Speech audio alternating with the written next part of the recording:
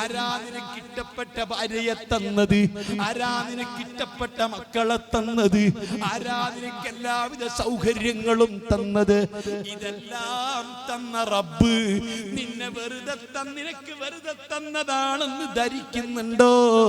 പെങ്ങളെ, നിന്റെ ചർമ്മത്തിനെന്തൊരു സൗന്ദര്യമാ, നിന്റെ ചുണ്ടിനെന്തൊരു ചന്തമാ, നിന്റെ കണ്ണിനെന്തൊരു ആകർഷണീയമാ, നിന്റെ മുടിക്കെന്തൊരു ഭംഗിയാ, നിന്റെ ശരീരത്തിനെന്തൊരു ചുറുചുറുക്കാ.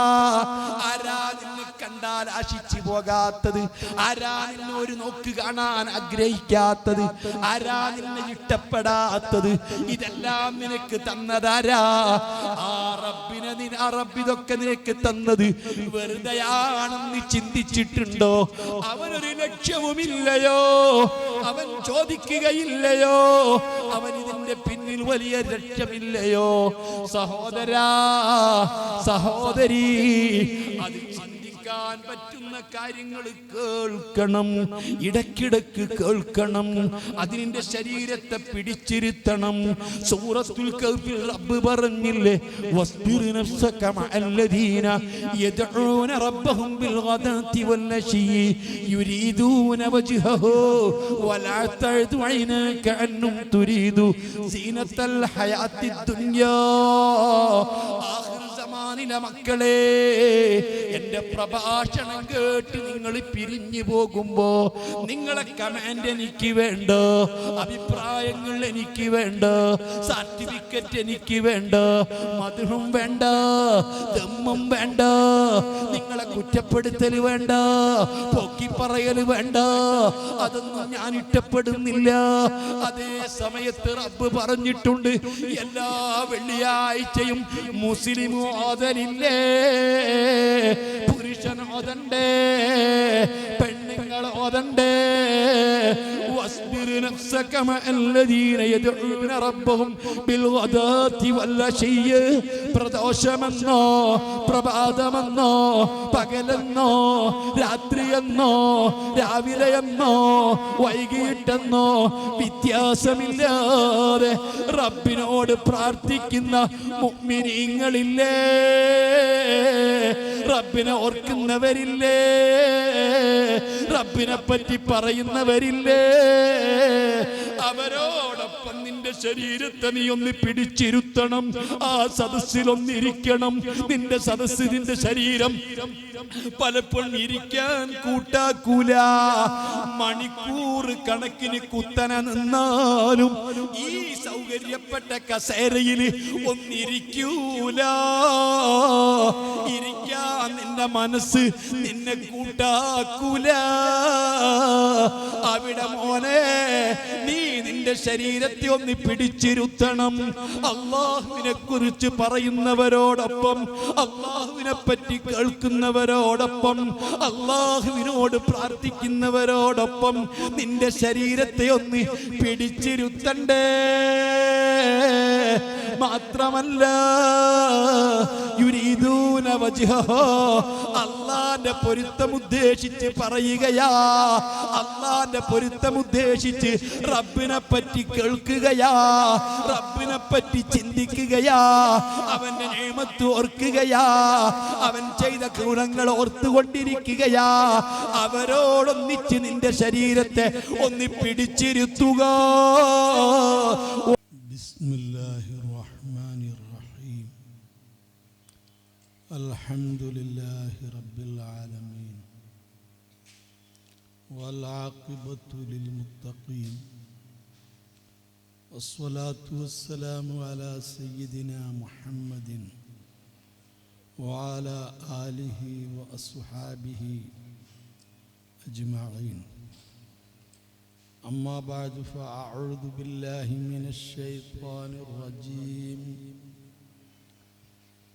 بسم الله الرحمن الرحيم. سبحان الذي أسرى بعبده ليلا من المسجد الحرام إلى المسجد الأقصى الذي باركنا حوله لنريه من آياتنا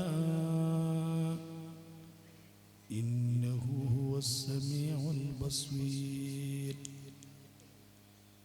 صدق الله العظيم. الصلاة والسلام عليك يا سيدنا يا رسول الله. خذ بأيدينا قلت حيلتنا أدركنا.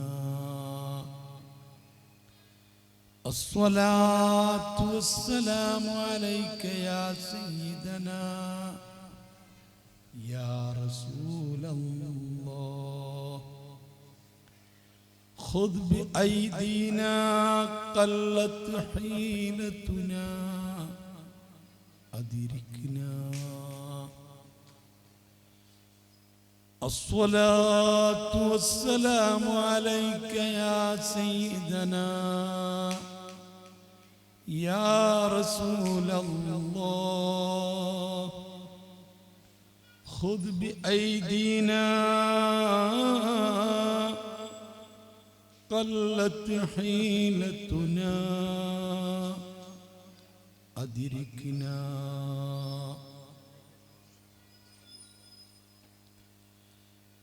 يا أكرم الكرماء على أعتابكم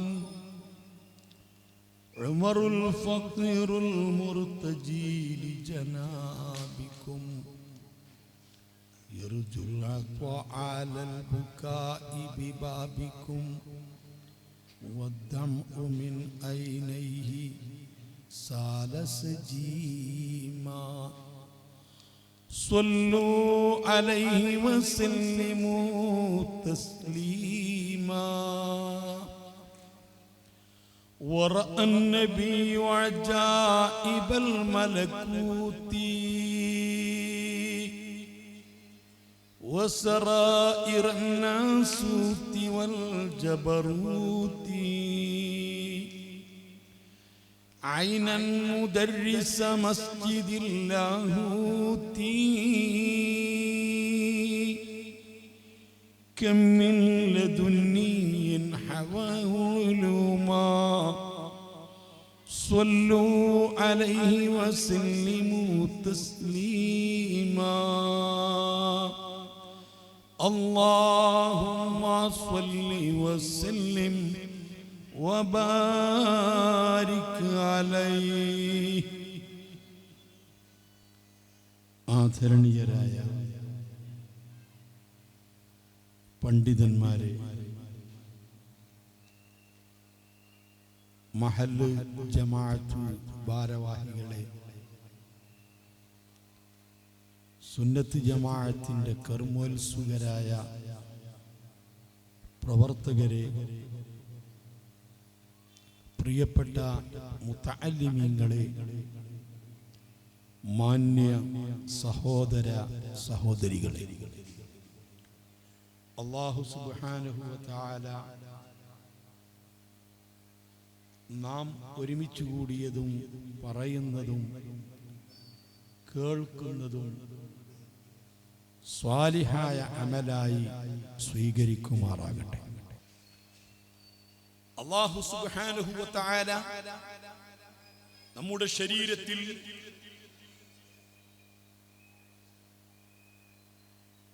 ബാഹ്യമായ അവയവങ്ങളും ആന്തരികമായ അവയവങ്ങളും നൽകിയിട്ടുണ്ട്.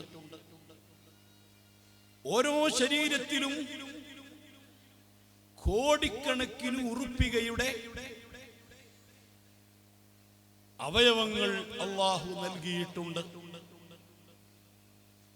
ഏത് പാവപ്പെട്ടവനാണെങ്കിലും അവന്റെ ഹൃദയത്തിൽ സമീപത്തായി 2 കിഡ്നി അല്ലാഹു സൃഷ്ടിച്ചിട്ടുണ്ട്. 24 മണിക്കൂർ നമ്മുടെ ഹാർട്ട് സ്പന്ദിക്കണമെങ്കിൽ, മെടിക്കണമെങ്കിൽ തീർച്ചയായിട്ടും അതിലേക്ക് ശുദ്ധമായ ഇന്ധനം അഥവാ പെട്രോളിന്റെ സ്ഥാനത്തുള്ള രക്തം പമ്പ് ചെയ്തിരിക്കണം. സാധാരണ നമ്മുടെ കാറിലും ബൈക്കിലും മോട്ടോർ വാഹനങ്ങളിലും എഞ്ചിൻ പ്രവർത്തിക്കാൻ ആവശ്യമായ അത്രയൊന്നും പോരാ നമ്മുടെ ശരീരത്തിലെ രക്തം. ഒരു മിനിറ്റ് അത് സ്പന്ദിക്കണമെങ്കിൽ തന്നെ കാലൻ കണക്കിന് രക്തം വേണം. ആ രക്തമൊക്കെ ശുദ്ധീകരിച്ച് ശരീരത്തിന്റെ ഓരോ പോയിന്റിലും എത്തിച്ചേരുന്ന രക്തത്തെ വീണ്ടും ശുദ്ധീകരിച്ച് ഹാർട്ടിലേക്ക് സപ്ലൈ ചെയ്തുകൊണ്ടിരിക്കുന്ന ഏറ്റവും വലിയൊരു മെഷീനാണ് നമ്മുടെ കിഡ്നി എന്ന് പറയുന്നത്. 35 ലക്ഷം ഉറുപ്പിക നൽകിയാൽ ഒരു കിഡ്നി കിട്ടുകയില്ല. ഇന്ന് കേരളത്തിലും അതുപോലെ കർണാടകയിലുമൊക്കെ ഏറ്റവും കൂടുതൽ രോഗികൾ കിഡ്നി രോഗികളാണ്. യഥാർത്ഥത്തിൽ ഒരു മനുഷ്യന് ഒരു കിഡ്നിയെ വേണ്ടതുള്ളൂ. അല്ലാഹു ഒരു കിഡ്നി കേടുവന്നാൽ അതിന്റെ പ്രവർത്തനം നിലച്ചുപോയാൽ പരിഹരിക്കാൻ എന്നോണം എല്ലാവർക്കും 2 കിഡ്നി സൃഷ്ടിച്ചിട്ടുണ്ട്. വളരെ ചെറിയ ഒരു പയറ് പോലത്തെ പയറിന്റെ വിത്ത് പോലെയുള്ള ആകൃതിയിലാണ് കിഡ്നിയെ സൃഷ്ടിച്ചിരിക്കുന്നത്. എത്രയോ മാസങ്ങളായി വർഷങ്ങളായി തനിക്ക് സക്സസ് ആകുന്ന കിഡ്നി കിട്ടാൻ 30-40 ലക്ഷം ഉറുപ്പിക കൊടുക്കാൻ തയ്യാറായി ബുക്ക് ചെയ്ത് പലരും ഇന്ന് കാത്തു നിൽക്കുകയാണ്. അത്രയും വിലപിടിപ്പുണ്ട് നമ്മുടെ കിഡ്നിക്ക്. അതിനേക്കാൾ വിലയുണ്ട് നമ്മുടെ കണ്ണിന്. അതിനേക്കാൾ വിലയുണ്ട് നമ്മുടെ ചെവിക്കകത്തുള്ള പാടയുടെ കേൾവി ശക്തിക്ക്. അതിനേക്കാൾ കോടികൾ വിലയുണ്ട് നമ്മുടെ ഹാർട്ടിന്. അതിനേക്കാൾ വിലയുണ്ട് ശരീരത്തിലെ ആന്തരികമായ ഓരോ അവയവങ്ങൾക്കും. 18 കോടിയൊക്കെ വിലപിടിപ്പുള്ള പല അവയവങ്ങളും നമ്മുടെ ശരീരത്തിലുണ്ട്. ഈ അവയവങ്ങൾക്കൊക്കെ പ്രവർത്തിക്കാൻ, അതെല്ലാം സജ്ജമാവാൻ കൃത്യമായി ആഹാരം കഴിക്കണം, ഭക്ഷണം കഴിക്കണം. പോഷകങ്ങൾ അടങ്ങിയിട്ടുള്ള ഭക്ഷണം ആവശ്യത്തിന് കഴിച്ചെങ്കിലേ നമ്മുടെ കയ്യും കാലും കണ്ണും കാതും മസിലും ഈ ശരീരം ഈ രൂപത്തിൽ നിൽക്കുകയും പ്രവർത്തിക്കുകയും ഉള്ളൂ. ഒരാഴ്ച കാലത്തേക്ക് തീരെ ഭക്ഷണം കഴിക്കാതിരുന്നാൽ തളർന്നു പോകും, നാം ആകെ ശുഷ്കിച്ചു പോകും. ആർക്കും ഭക്ഷണം കഴിക്കാതെ നിൽക്കാൻ പറ്റില്ല. എന്നാൽ അതൊക്കെ ഈ ശരീരത്തിന് ആവശ്യമായ ഭക്ഷണങ്ങളാണ്. പല വിധത്തിലുള്ള പോഷകങ്ങൾ അടങ്ങിയ ഭക്ഷണങ്ങൾ കൃത്യമായി ആവശ്യത്തിന് കഴിക്കാതിരുന്നാൽ തളർന്ന് ക്ഷീണിച്ചു പോകും. എന്നാൽ ആവശ്യത്തിനുള്ള ഭക്ഷണവും പാനീയവും പോഷകങ്ങളും എല്ലാം കൃത്യമായി കഴിച്ചാലും കഴിക്കുന്ന ഭക്ഷണം അത് വയറ്റിലേക്ക് എത്തണമെങ്കിലും എത്തിയ ഭക്ഷണത്തെ മണിക്കൂറുകളെ കൊണ്ട് ദഹിപ്പിച്ച് ഓരോ അവയവങ്ങൾക്കും ആവശ്യമായിരിക്കുന്ന പോഷകങ്ങൾ അതത് അവയവങ്ങളിലേക്ക് സപ്ലൈ ചെയ്യണമെങ്കിലും നിങ്ങൾ ഓർത്തു നോക്ക്, കിഡ്നിക്ക് കംപ്ലൈന്റ് ഉള്ളവൻ കുടിക്കുന്ന മെഡിസിൻ, അതുപോലെ എല്ലിന് ആവശ്യമായ പോഷകം, രക്തത്തിന്റെ അളവ് വർദ്ധിക്കാനും രക്തത്തിലെ റെഡ് അണുക്കളും അല്ലെങ്കിൽ വൈറ്റ് അണുക്കളും കുറവുള്ളവർക്ക് അത് നികത്താൻ ആവശ്യമായിരിക്കുന്ന പോഷകങ്ങളും തുടങ്ങി നമ്മുടെ കേൾവി ശക്തി വർദ്ധിപ്പിക്കാൻ ആവശ്യമായത്, കാഴ്ച ശക്തി വർദ്ധിപ്പിക്കാൻ ആവശ്യമായത്, ഇങ്ങനെ ശരീരത്തിലെ എല്ലാ ശക്തിയും നിലനിർത്തുന്നതിനും വർദ്ധിപ്പിക്കുന്നതിനും ആവശ്യമായ പോഷകങ്ങളെ നാം കഴിക്കുന്ന ഭക്ഷണത്തിൽ നിന്ന് വിവിധ ഭാഗങ്ങളിലേക്ക് സപ്ലൈ ചെയ്ത് അതിനെ അതത് അവയവങ്ങൾ സ്വീകരിക്കാൻ എന്തൊക്കെ നടക്കണം നമ്മുടെ ഈ ആമാശയത്തിനുള്ളിൽ. നമ്മൾ ഏത് സാധനം വെട്ടി വിഴുങ്ങിയാലും, ആട് കഴിച്ചാലും, കോഴി കഴിച്ചാലും, ഏത് പഴങ്ങൾ കഴിച്ചാലും, എത്ര ഉറപ്പുള്ളത് കഴിച്ചാലും, അതിലെ പ്രോട്ടീനുകളും അതിലെ വിറ്റാമിനുകളും അതിലടങ്ങിയ പോഷകങ്ങളും ഇതെല്ലാം തരം തിരിച്ച് പലതിലേക്കും. തലക്ക് കംപ്ലൈന്റ് വന്നവൻ കുടിക്കുന്ന ഗുളികയും വയറ്റിലേക്കാണ്. ചെവിക്ക് കംപ്ലൈന്റ് ഉള്ളവൻ കുടിക്കുന്നതും വയറ്റിലേക്കാണ്. കാലിൽ കംപ്ലൈന്റ് ഉള്ളവനും, രക്തത്തിൽ അളവ് കുറവുള്ളവനും, റെഡണുക്കൾക്ക് അധികമുള്ളവനും എല്ലാം കഴിക്കുന്നത് വയറ്റിലേക്കാണ്. അത് തരം തിരിച്ച് അവിടുന്ന് അതത് അവയവങ്ങളിലേക്ക് സപ്ലൈ ചെയ്യാനും ഇതിനെല്ലാം നമ്മുടെ ശരീരത്തിൽ ആവശ്യമായ ഈ ശരീരത്തിനേക്കാൾ വലിയ വിലപിടിപ്പുള്ളൊരു സാധനമുണ്ട്. അതിന്റെ പേരാണ് ആത്മാവ്. ആത്മാവ് ഇല്ലെങ്കിൽ ഈ ശരീരത്തിന് വല്ല ഫലമുണ്ടോ? ആത്മാവ് നഷ്ടപ്പെട്ട മനുഷ്യന് കണ്ണിന് കാഴ്ചയുണ്ടാകും. ആത്മാവ് നഷ്ടപ്പെട്ട ശരീരം ആർക്കെങ്കിലും വേണം? എത്ര സുന്ദരനായ ഭർത്താവാണെങ്കിലും ഭർത്താവിന്റെ ശരീരത്തിൽ നിന്ന് ആത്മാവ് പറന്നകന്നു പോയാൽ ഭാര്യയ്ക്ക് പിന്നെ ആ ഭർത്താവിനെ വേണം. എത്ര പ്രിയപ്പെട്ട സുന്ദരിയായ ഭാര്യയാണെങ്കിലും ആ ഭാര്യയുടെ ശരീരത്തിൽ നിന്ന് ആത്മാവങ്ങി പോയാൽ പിന്നെ ആ ശരീരം ആർക്കെങ്കിലും വേണം? ആർക്കും വേണ്ട.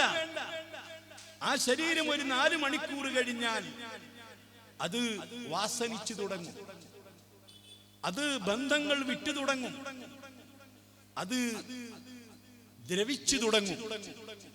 പിന്നീട് സഹിക്കാൻ പറ്റില്ല. ഉറുമ്പുകളും ചെതലുകളും പ്രാണികളും അരിച്ചരിച്ചതിലേക്ക് വരാൻ തുടങ്ങും.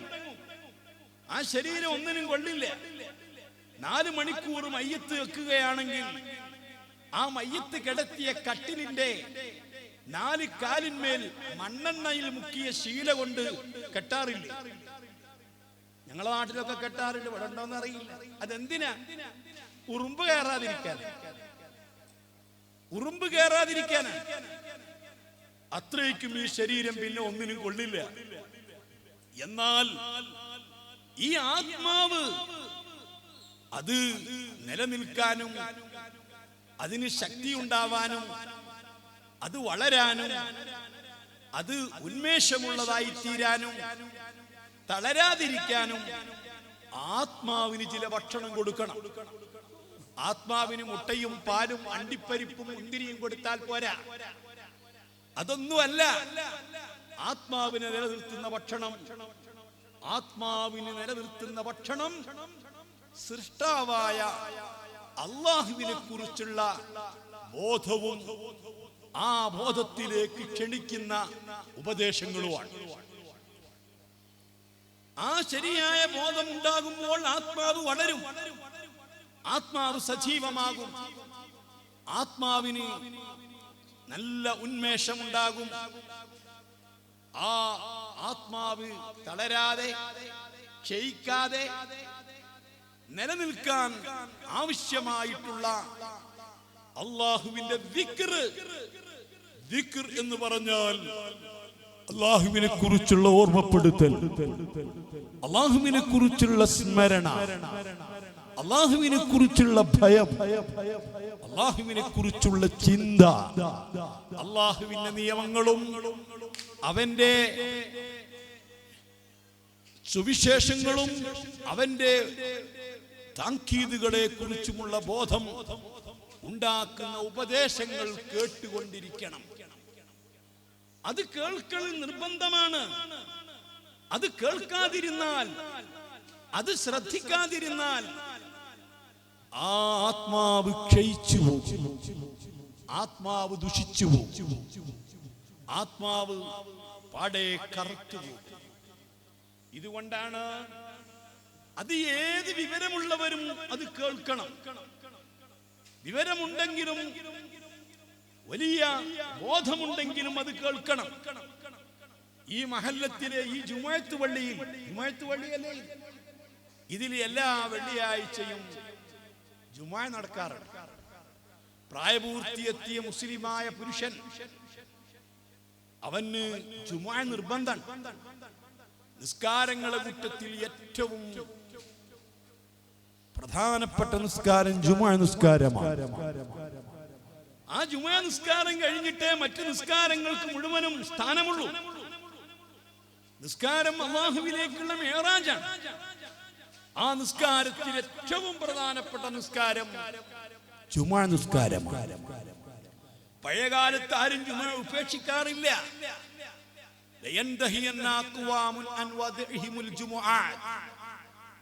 ജുമുഅ ഉപേക്ഷിക്കുന്നത് അവസാനിപ്പിക്കണം. അല്ലെങ്കിൽ ആളുകൾ ജുമുഅക്ക് വരാതിരുന്നാൽ, ഇടയ്ക്കിടയ്ക്ക് ജുമുഅ ഉപേക്ഷിച്ചാൽ ലയഖ്തിമന്നല്ലാഹു അലാ ഖുലൂബിഹിം, അവരെ ഹൃദയത്തിൽ അല്ലാഹു സീലടിക്കും, അല്ലാഹു ശപിക്കും. അല്ലാഹു സുബ്ഹാനഹു വ തആല ഹൃദയത്തിൽ സീലടിക്കും എന്ന് പറയുന്നതിന്റെ അർത്ഥം എന്താണെന്ന് അറിയുമോ മുസ്ലിമേ? ഒരാളെ ഹൃദയത്തിൽ അല്ലാഹു തആല സീലടിച്ചാൽ ഒരു പ്രത്യേകമായ അടയാളം കാണാനുണ്ടാവില്ല. ഒരു മുഴ പോലെ പൊങ്ങി നിൽക്കുകയില്ല.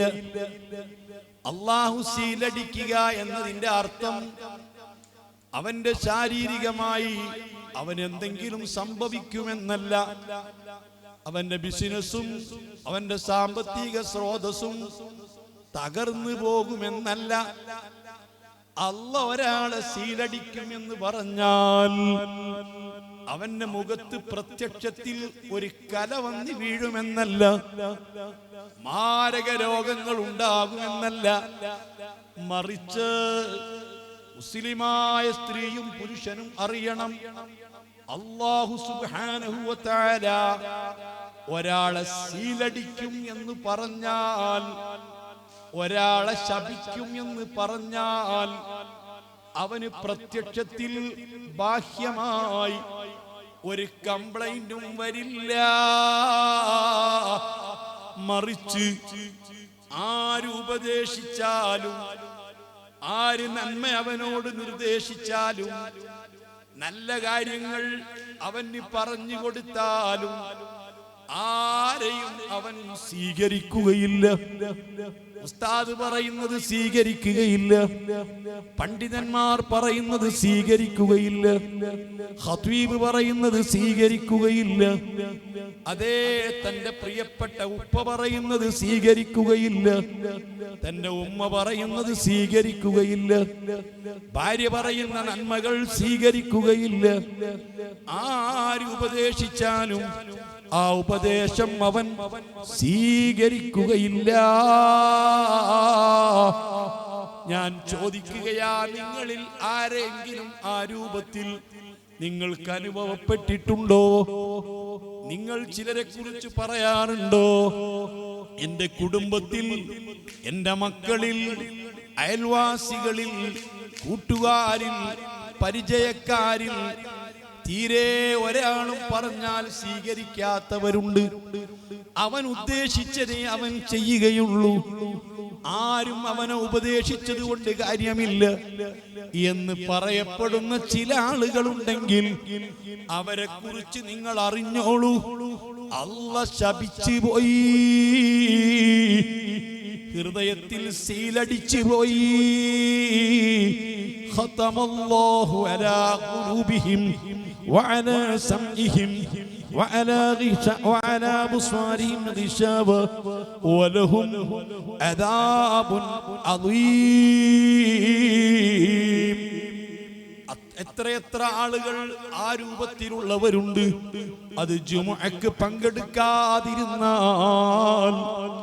അനുഭവപ്പെടുന്നതാണെന്ന് നമ്മുടെ മുത്ത് മുഹമ്മദുർ റസൂലുള്ളാഹി പഠിപ്പിച്ചിട്ടുണ്ട് കേട്ടോ.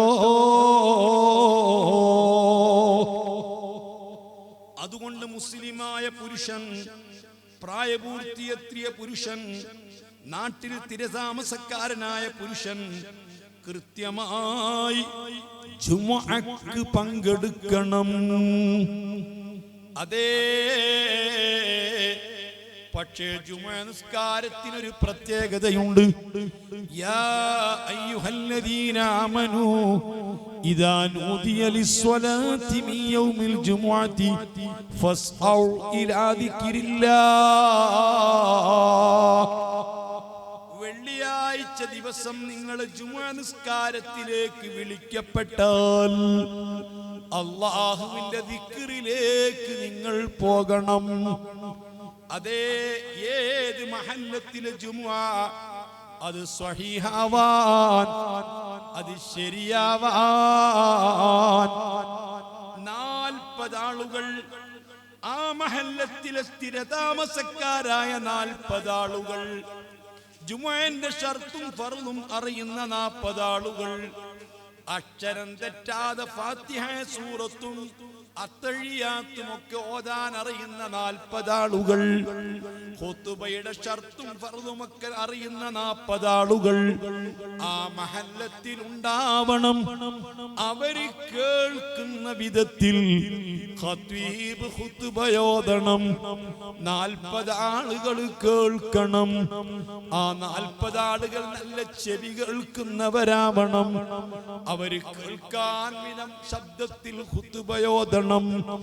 39 ആളുകൾക്ക് ചെവി കേൾക്കുന്നുള്ളൂ, ഒരാൾക്ക് ചെവി കേൾക്കൂല. എങ്കിൽ ആ 39 ആളും ഈ 40ാമത്തെ ആളും ജുമുഅ നിസ്കരിച്ചുകൂടാ. അവര് ളുഹ്ർ നിസ്കരിക്കണം. കാരണം ഖുതുബ കേൾക്കാൻ കഴിഞ്ഞിട്ടില്ല. ആ നാട്ടിലെ ആളുകളൊക്കെ നല്ല പണ്ഡിതന്മാരാണെന്ന് വെച്ചോളൂ. എല്ലാവരും വിവരമുള്ളവരാണ്, നല്ല ബോധമുള്ളവരാണ്. എന്നാലും ജുമുഅ സഹിയാവാൻ 40 ആളുകൾ കേൾക്കുന്ന രൂപത്തിൽ ഖുതുബയോദണം. അവരൊക്കെയും ആ ഖുതുബ കേൾക്കണം, ശ്രദ്ധിക്കണം. എന്തിനാണ്? ഇത് അല്ലാഹുവിന്റെ ദിക്റാണ്. ഈ ദിക്റ് കേൾക്കാതിരുന്നാൽ അവരെ ഹൃദയങ്ങൾ മരവിച്ചു പോകും, അവരെ ഹൃദയങ്ങൾ ദുഷിച്ചു പോകും. ഖുതുബയെ കുറിച്ച് ഖുർആൻ പറഞ്ഞ ദിക്റുല്ലാഹി എന്നാണ്, ഹദീസിൽ പറഞ്ഞതും ദിക്റുല്ലാഹി എന്നാണ്. നിങ്ങളെ നാട്ടിലെ ആലിമീങ്ങളില്ലേ, അവരോടൊന്ന് ചോദിച്ചു നോക്ക്. ഒരു നാട്ടിലെ 40 ആളുകളും നല്ല പണ്ഡിതന്മാരാണെങ്കിൽ, എല്ലാം വിവരമുള്ളവരാണെങ്കിൽ അവിടെ ഖുതുബയോദാതെ നിസ്കരിക്കാൻ പറ്റുമോ? പറ്റുകയില്ല. ഞാൻ എന്റെ ശബ്ദം കേൾക്കുന്ന മുസ്ലിമീങ്ങളോട് പറയുന്നത് അതാണ്. നമ്മുടെ ഹൃദയത്തിന്റെ ആത്മാവിന്റെ ഭക്ഷണമാണ് ദിക്റുല്ലാഹി. അതൊന്ന് കേൾക്കണം, അതിടക്കിടക്ക് ശ്രദ്ധിക്കണം. അല്ലാഹുവിനെ പറ്റി കേൾക്കണം, അല്ലാഹുവിനെ പറ്റി ഓർക്കണം, അവന്റെ നിഅമത്തിനെ പറ്റി ചിന്തിക്കണം, അവൻ തന്ന ആരോഗ്യത്തെ പറ്റി ചിന്തിക്കണം. അതുകൊണ്ട് മക്കളെ, ഇന്ന് മുസ്ലിം സമുദായത്തിന് പിടിപെട്ടിരിക്കുന്ന ഏറ്റവും വലിയ മൂല്യശോഷണം എന്താണെന്ന് വെച്ചാൽ, വഅദ് കേൾക്കുന്നില്ല, ഉപദേശം കേൾക്കുന്നില്ല, അല്ലാഹുവിനെ കേൾക്കുന്നില്ല, റബ്ബിനെ പറ്റി ചിന്തിക്കുന്നില്ല, റബ്ബിനെ പറ്റി പറയുന്നില്ല, അല്ലാഹുവിന്റെ ശിക്ഷയെ പറ്റിയോ, അല്ലാഹുവിന്റെ താക്കീതുകളെ പറ്റിയോ, അല്ലാഹുവിന്റെ സുവിശേഷങ്ങളെ പറ്റിയോ, അടിമകളെ അല്ലാഹ് എന്ന ചിന്തയിലേക്ക് കൊണ്ടുപോകുന്ന ഉപദേശങ്ങൾ ഇന്ന് പലരും കേൾക്കുന്നില്ല. ലക്ഷങ്ങൾ തരാം, പരിപാടി നിങ്ങൾ സംഘടിപ്പിച്ചോളൂ, എല്ലാ ചെലവും ഞാൻ തരാം, ഭക്ഷണം തരാം, മാംസം തരാം, അരി തരാം, സ്റ്റേജ് കെട്ടിത്തരാം, ലൈറ്റുകൾ തരാം, മൈക്ക് തരാം, ആവശ്യമായതൊക്കെയും തരാം. പക്ഷേ എന്റെ റബ്ബിനെ പറ്റി ഒരു അരമണിക്കൂർ ഇരുന്നിട്ട് കേൾക്കാൻ എന്നെ കൊണ്ട് പറ്റൂല. ഞാൻ ആരെയും കുറ്റപ്പെടുത്തി പറയുകയല്ല, ആരെയും വിമർശിക്കുകയല്ല. എത്രയെത്ര ചെറുപ്പക്കാരുണ്ട്, യുവാക്കളുണ്ട്. അല്ലാഹു അവർക്കൊക്കെ ജീവിതത്തിൽ കഥാ സംഭവിക്കുന്ന ന്യൂനതകളും പോരായ്മകളും അള്ള പുറത്തു കൊടുക്കട്ടെ. നമുക്കൊക്കെ അള്ള പുറത്തു തരട്ടെ. നമ്മുടെ നിലപാട് അങ്ങനെയല്ലയോ? എല്ലാറ്റിനും സജീവമാണ്, ഉറൂസിന് സജീവമാണ്, ഉസ്താദ്മാർക്ക് ഭക്ഷണം കൊടുക്കാൻ സജീവമാണ്, അതേ സർവ കാര്യങ്ങൾക്കും സജീവമാണ്. പക്ഷേ ഒരു അല്ലാഹുവിനെ കുറിച്ച് ബോധമുള്ള ഒരു പണ്ഡിതൻ പടച്ച റബ്ബിനെ പറ്റി പറയുന്ന മജ്‌ലിസിന് ഒരു മണിക്കൂർ സമയം ഒന്ന് ഇരിക്കുമോ? ഒന്ന് നിങ്ങൾ കേൾക്കുമോ? നിങ്ങളൊന്ന് ശ്രദ്ധിക്കുമോ? റബ്ബിനെ പറ്റി ഓർക്കുമോ? റബ്ബിനെ പറ്റി ഒന്ന് പറയുമോ എന്ന് ചോദിച്ചാൽ ഒട്ടുമിക്ക ആളുകൾക്കും അതിന് സാധ്യമല്ല. ഈ ഉമ്മത്തിന്റെ ദുരവസ്ഥ അതാണ്. ഇത് ഞാൻ നിങ്ങളോട് പറയാതിരുന്നാൽ 100-300 കിലോമീറ്റർ ഓടി ഞാൻ ഇവിടെ യാത്ര ചെയ്ത് വന്നിട്ട് എത്ര ആദരവോട് കൂടിയാ നിങ്ങൾ എന്നെ സ്വീകരിച്ചത്. എത്ര നല്ല വിഭവസമൃദ്ധമായ ഭക്ഷണമാണ് എനിക്ക് നിങ്ങൾ തന്നത്. ഏതെല്ലാം രൂപത്തിലാ നിങ്ങൾ എന്നെ ബഹുമാനിച്ചത്. എന്തെല്ലാം സൗകര്യങ്ങളാ നിങ്ങൾ എനിക്ക് തന്നത്. ഇതൊക്കെ നിങ്ങൾ ആഖിറത്തിൽ കൂലി കിട്ടാൻ വേണ്ടി തന്നതല്ലേ? റബ്ബ് സ്വീകരിക്കാൻ വേണ്ടി തന്നതല്ലേ? റബ്ബിനെ കുറിച്ച് ഓർത്തിട്ട് തന്നതല്ലേ? ഞാൻ ചോദിക്കുന്നു. എന്നിട്ട് ഞാൻ നിങ്ങൾക്കത് പറഞ്ഞു തരണ്ടേ? നിങ്ങൾക്ക് സംഭവിക്കുന്ന അമളിയെ കുറിച്ച്, നിങ്ങൾക്ക് സംഭവിക്കുന്ന പോരായ്മയെ കുറിച്ച്, നിങ്ങൾക്ക് അറിയാത്ത കാര്യങ്ങളെ കുറിച്ച് ഞാൻ പറയണ്ടേ? നിങ്ങളെ മുമ്പിൽ നല്ല പിള്ള ചമയാൻ, നിങ്ങളെ ഇഷ്ടം സമ്പാദിക്കാൻ, നിങ്ങളെ പുകഴ്ത്തി പറഞ്ഞു പോയത് കൊണ്ടായോ? മോനെ തകർന്നു പോകല്ല, മോനെ ദുഷിച്ചു പോകല്ല, നിന്റെ ഹൃദയം കെട്ടുപോകല്ല, ഹൃദയം നശിച്ചു പോകല്ല. ആത്മാവ് ഒരിക്കലും തളരരുത്. ആത്മാവ് ജീവിക്കട്ടെ, ആത്മാവ് തിളങ്ങട്ടെ, ആത്മാവിന് ആരോഗ്യമുണ്ടാവട്ടെ, ആത്മാവ് വളരട്ടെ, ആത്മാവ് നന്നായിട്ട് ശോഭിക്കട്ടെ. അതിന് ആത്മാവിന്റെ റബ്ബാകുന്ന അല്ലാഹനെ പറ്റി കേൾക്കണ്ടേ? ആ റബ്ബിനെ പറ്റി ഒന്ന് ഓർക്കണ്ടേ?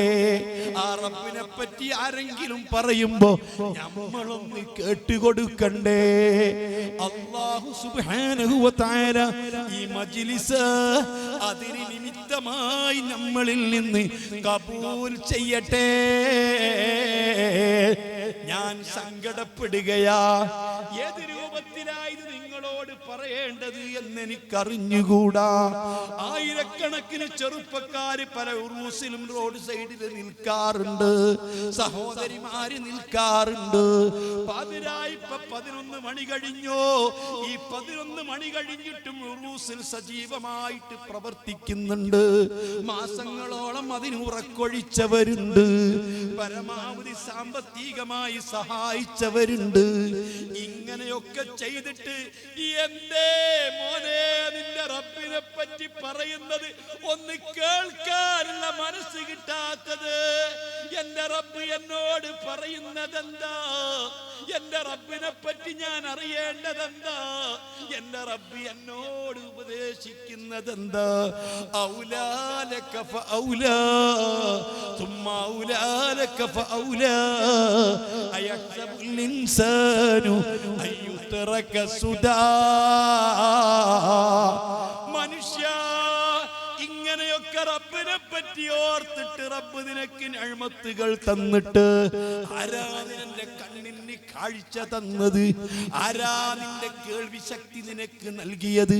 ആരാ നിനക്ക് മസിൽ പവറുള്ള കൈകാലുകൾ തന്നത്? ആരാ നിനക്ക് സുന്ദരമായ ചർമ്മം തന്നത്?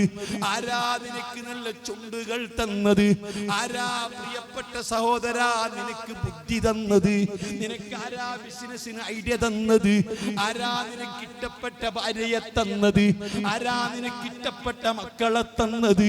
ആരാ നിനക്ക് എല്ലാവിധ സൗകര്യങ്ങളും തന്നത്? ഇതെല്ലാം തന്ന റബ്ബ് നിന്നെ നിനക്ക് വെറുതെ തന്നതാണെന്ന് ധരിക്കുന്നുണ്ടോ?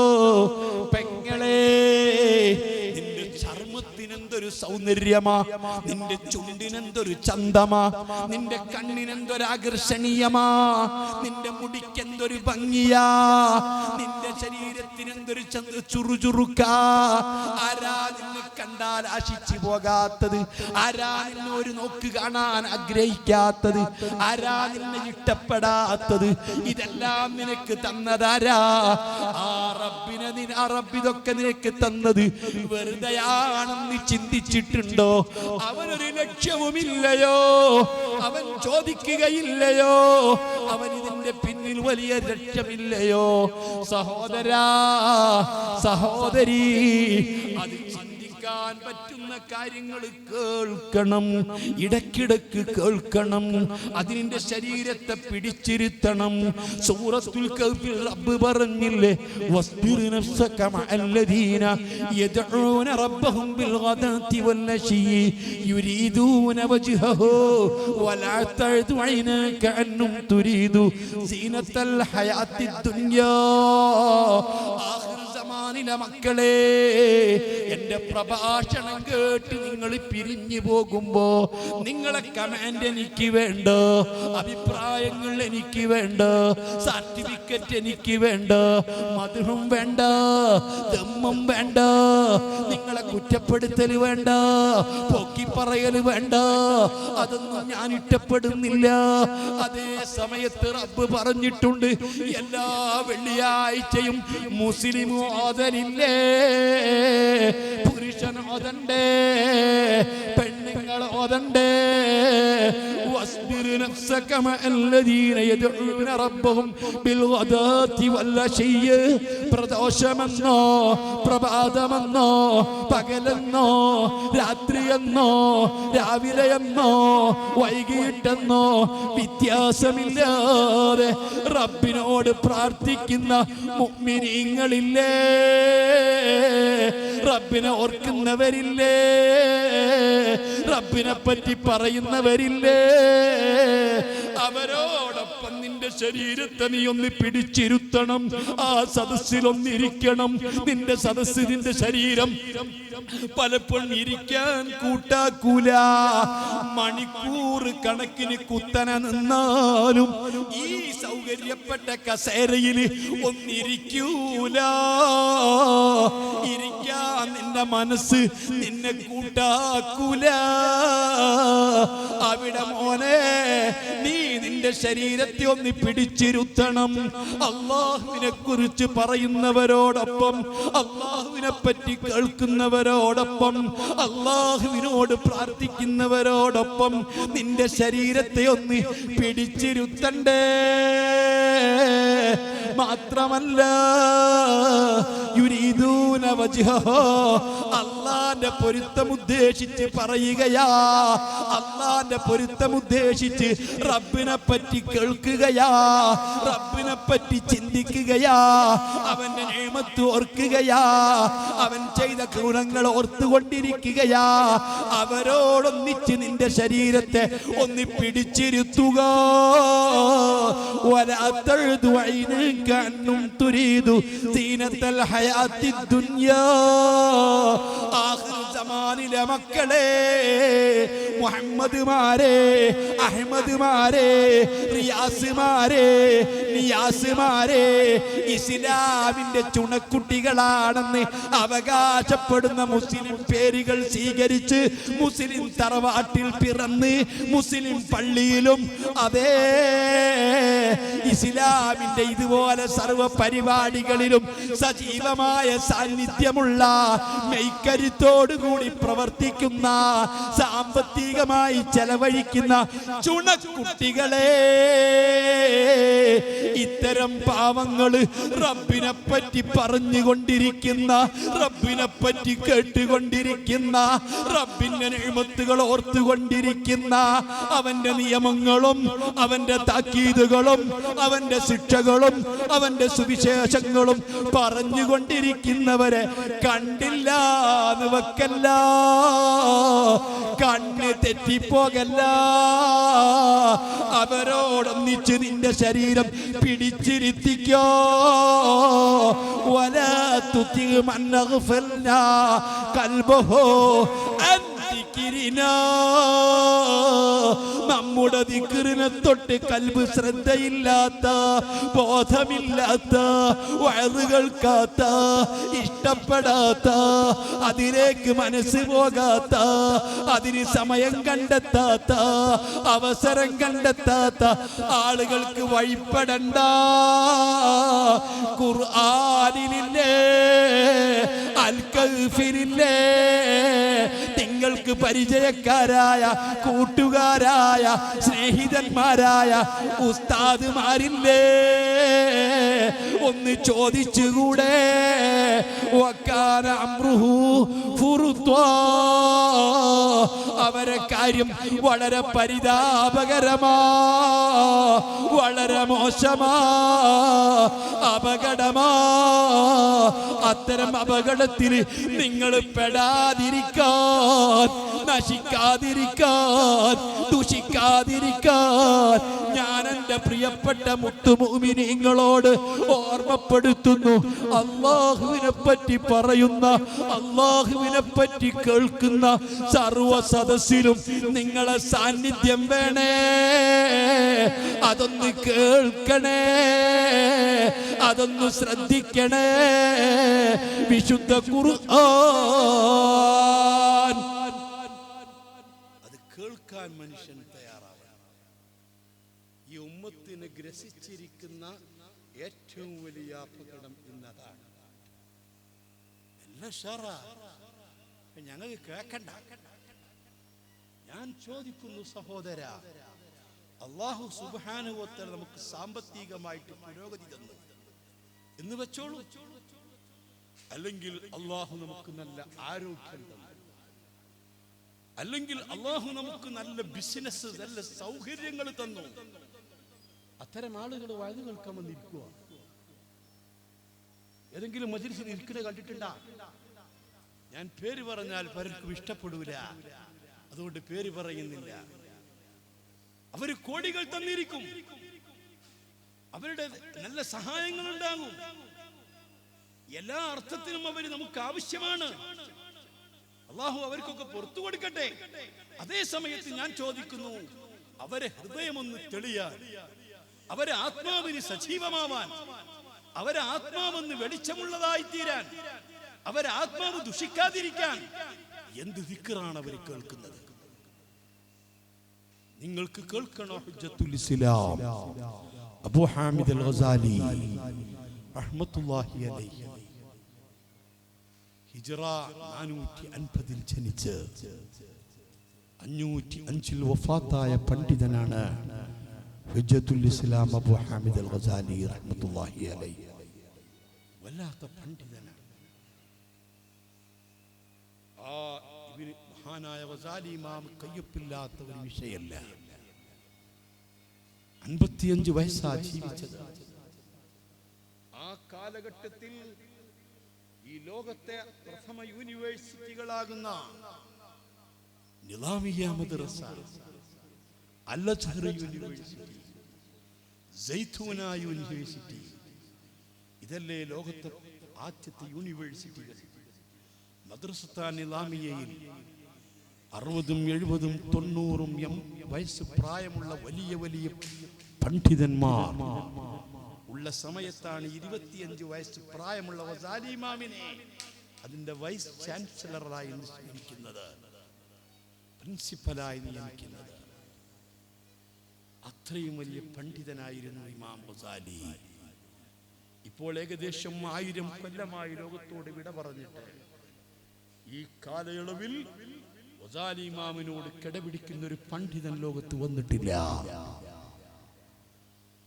ഏതെല്ലാം വിജ്ഞാന മേഖലകളുണ്ട്, ശാഖകളുണ്ട്, അതിൽ മുഴുവൻ ഗസാലി ഇമാമിന് ഗ്രന്ഥങ്ങളുണ്ട്. വൈദ്യശാസ്ത്രത്തിലുണ്ട്, ഗോളശാസ്ത്രത്തിലുണ്ട്, അനാട്ടമിയിലുണ്ട്, ബയോളജിയിലുണ്ട്, എല്ലാ മേഖലയിലും ഇമാം ഗസാലി റഹ്മത്തുള്ളാഹി അലൈഹി തങ്ങൾക്ക് ഗ്രന്ഥങ്ങളുണ്ട്. ആ ഗസാലി ഇമാം പറഞ്ഞു, ഈ ഉമ്മത്തിനെ ഗ്രസിച്ചിരിക്കുന്ന ഈ ഉമ്മത്തിൽപ്പെട്ട ഒരാളുടെ പരാജയത്തിന്റെ തുടക്കം നേരത്തെ പ്രകൃതിപരമായി മനുഷ്യന് കിട്ടിയിട്ടിരിക്കുന്ന ആത്മീയതയുണ്ട്. ഈ ആത്മീയതക്ക് വിഘാതമായിട്ട് പരാജയം തുടങ്ങുന്നത് എവിടെയാന്ന് വെച്ചാൽ വെള്ളിയാഴ്ച രാവും വെള്ളിയാഴ്ച പകലും പരിഗണിക്കാതിരിക്കുന്നതിലൂടെയാണ്. വെള്ളിയാഴ്ച രാവും പകലും പരിഗണിക്കാതിരിക്കാൻ എന്നാണോ തുടങ്ങുന്നത്, അന്നൊരു മനുഷ്യന്റെ പരാജയത്തിന്റെ തുടക്കമാണ്. പഴയ കാലത്ത് നമ്മളെപ്പോലത്തെ മുത്താലിമീങ്ങളൊക്കെ ചെറുപ്പത്തിൽ 40-50 വയസ്സ് മുമ്പ് നമ്മളൊക്കെ വള്ളിയത്തിൽ പഠിക്കുന്ന കാലത്ത് മുത്താലിമീങ്ങൾ ഇങ്ങനെ ഉറുതിക്ക് പോകുന്നൊരു സ്വഭാവം ഉണ്ടായിരുന്നു. ഇവിടെ കണ്ട ഞങ്ങളുടെ നാട്ടിലൊക്കെ പോകും. ഇപ്പൊ അങ്ങനെ ആരും പോവാ. അപ്പൊ ഈ ഉറുതിക്ക് പോകുമ്പോൾ നേരത്തെ പോകും. രാവിലെ 6 മണിക്ക് തന്നെ ചായയൊക്കെ കഴിച്ചിട്ട് വേഗം പോകും. കുറെ പള്ളിയിൽ പോകേണ്ടി വരും. ഞാൻ അവിടെയൊക്കെ മുത്താലിമീങ്ങൾ റെഡി ആയിട്ട് നിൽക്കുന്നുണ്ടാവും. അപ്പൊ നമ്മൾ രാവിലെ 7 മണിയാവുമ്പോഴേക്ക് തന്നെ അധിക പള്ളിയിലും എത്തും.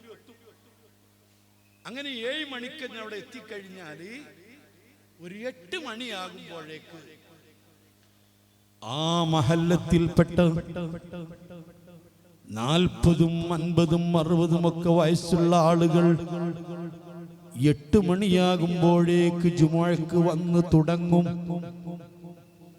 അവരതാ വന്നുകൊണ്ട് സൂറത്തുൽ കഹ്ഫ് പാരായണം ചെയ്യും.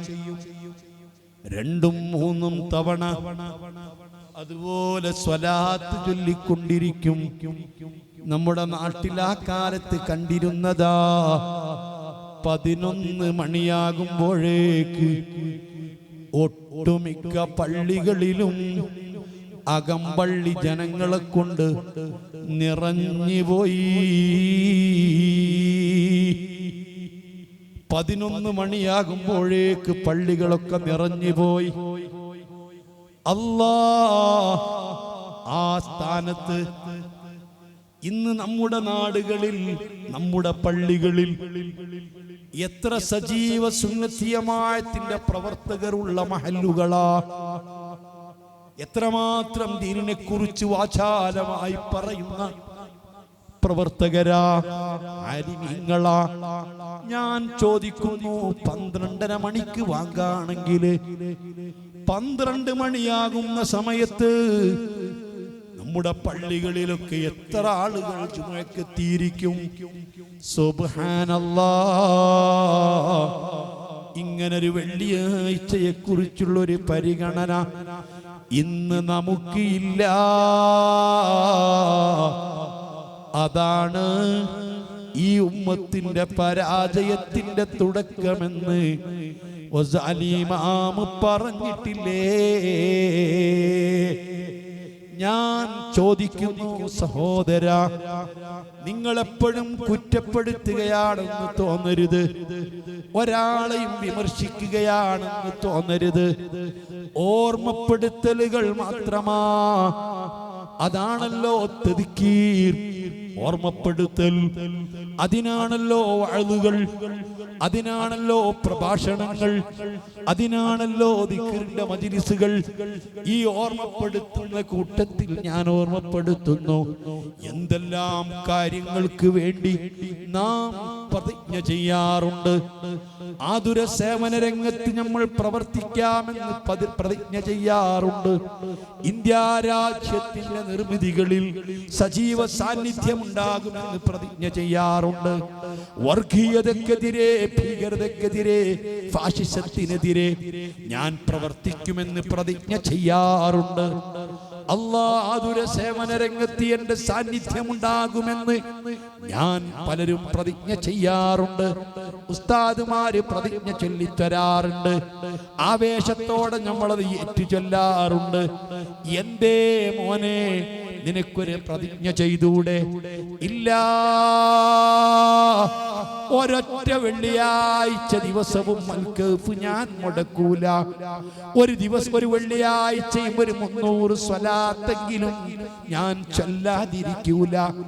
ഒരൊറ്റ വെള്ളിയാഴ്ചയും 11 മണിക്ക് മുമ്പ് ഞാൻ പള്ളിയിലെത്താതിരിക്കൂല. ഇങ്ങനെ എന്തേ ഒരു പ്രതിജ്ഞ ചെയ്തൂടെ? ഇങ്ങനെ എന്താ നിനക്കൊന്ന് പ്രവർത്തിച്ചൂടെ? നിന്റെ കൽബും ആത്മാവും എന്ന് ശുദ്ധീകരിച്ചൂടെ? അതിനൊരു തയ്യാറെടുപ്പ് നടത്തിക്കൂടെ?